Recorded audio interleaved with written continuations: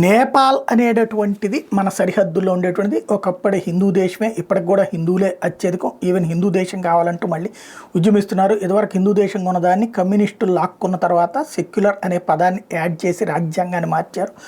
ఇప్పుడు అక్కడ నేపాల్లో ఈ మధ్యకాలంలో ఏమైపోయిందంటే పాకిస్తాన్ వాళ్ళు తెలివిగా చైనా ద్వారా ల్యాబింగ్ చేసుకుని అక్కడ ఉన్నటువంటి నేపాల్లో ఉన్నటువంటి సైనికులకు సంబంధించినటువంటి అధికారుల ద్వారా ల్యాబింగ్ చేసుకుని అనేక మందిని అక్కడికి ప్రవేశపెట్టారు. బంగ్లాదేశ్ వాళ్ళని, ఆఫ్ఘనిస్తాన్ వాళ్ళందరూ కూడా భారత్ నేపాల్ సరిహద్దులు. ఎందుకంటే ఇటు నుంచి డైరెక్ట్గా పాకిస్తాన్ నుంచి వస్తుంటే తాట తీస్తున్నాం కాబట్టి నేపాల్ ప్రాంతంలో మదర్సాని పెట్టేసి ఆఫ్ఘనిస్తాన్లోని అసాంఘిక శక్తులు, బంగ్లాదేశ్లోని అసాంఘిక శక్తులు అనడానికి లేదు. పాపం వాళ్ళకి విద్యా ఉద్యోగం లేక తలడిల్లేటటువంటి పిల్లలను తీసుకెళ్ళి ఇక్కడ నేపాల్ సరిహద్దుల్లో ఉన్నట్టు మదర్సాల్లో పెట్టి అక్కడ ట్రైనింగ్ ఇచ్చి భారతదేశానికి వ్యతిరేకంగా, హిందుత్వానికి వ్యతిరేకంగా ట్రైనింగ్ ఇచ్చి హిందువులందరూ కాఫీర్లు వాళ్ళందరినీ అంతమొందిస్తే తప్పు లేదని వాళ్ళని మోటివేట్ చేసి ఇండియాలోకి పంపించేటటువంటి ఎత్తుగడ వేస్తూ ఉన్నారన్నటువంటి సమాచారం మేరకు ప్రిపేర్డ్గా ఉన్నటువంటి యోగి ఆదిత్యనాథ్ సర్కార్ తాజాగా